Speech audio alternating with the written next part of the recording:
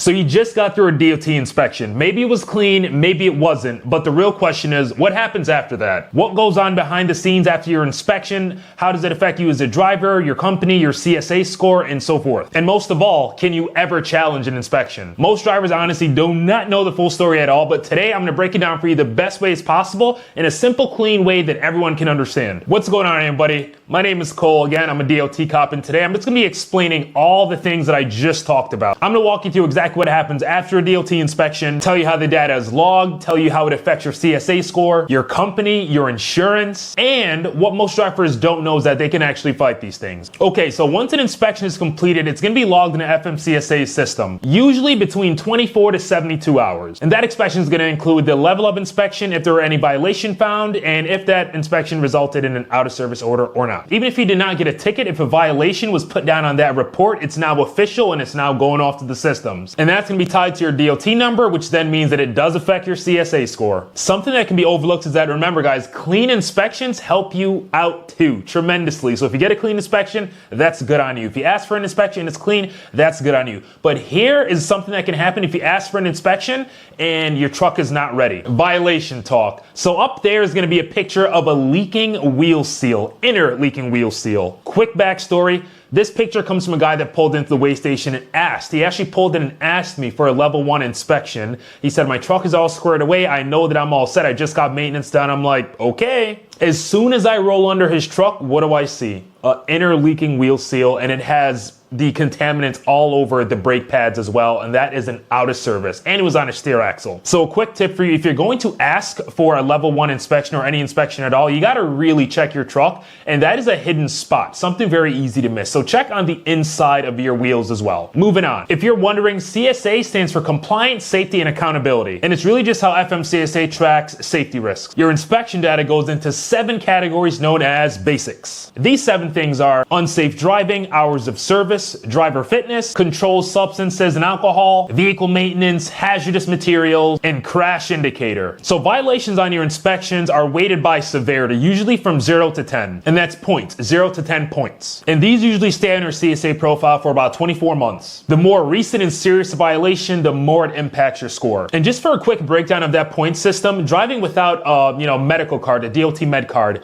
is going to be a lot more points than if you have an inoperable turn signal on the front of your vehicle. So just keep that in mind. If you're getting value so far and learning from this video, I want you to smash that like button, smash that subscribe button, because I drop weekly videos that's going to help you stay compliant and keep you rolling safely, and most importantly, getting clean inspections. Back to it. A lot of times, FMCSA uses that CSA score to kind of gauge who they want to do a compliance review on or an on-site audit. Carriers with really high scores in the basic categories are more likely to get more frequent roadside inspections, be a bit more targeted during roadside blitzes, and face more warning letters. But truckers, keep in mind, this isn't just about one mistake here and there, right? This is usually about a pattern. The companies that have, they're showing patterns of doing things over and over and over, showing that they're not learning, they're not staying in compliance, they're not getting in compliance, that's when they can be flagged. So if you're constantly getting dinged for hours of service and breaks over and over, you're going to show up on the FMCSA's radar. So one thing that many people do not know, this includes drivers and owner operators, I'm going to drop this tip for you. It's not a secret, but many people just don't know it,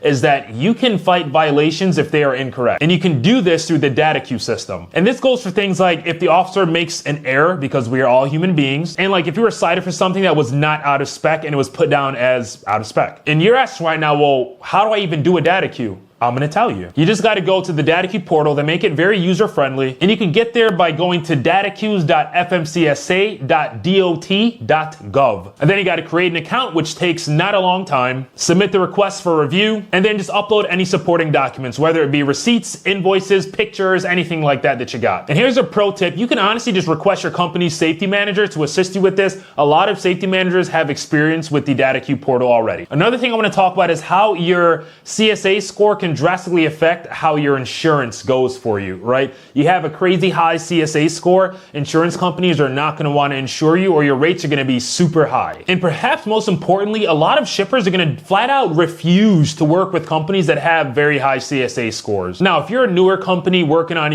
getting on the road and getting your CSA score better and things like that, a lot of these brokers can see that you're new, and some of them can kind of take a gamble. But there are some companies where whether you're new or not, they see a high CSA score score, they're not going to want to, give you loads or work with you. When it comes to getting loads and getting jobs, so some companies actually track their inspections on their driver side. So let's say for like level 3s and things like that, or even level 2s and 1s.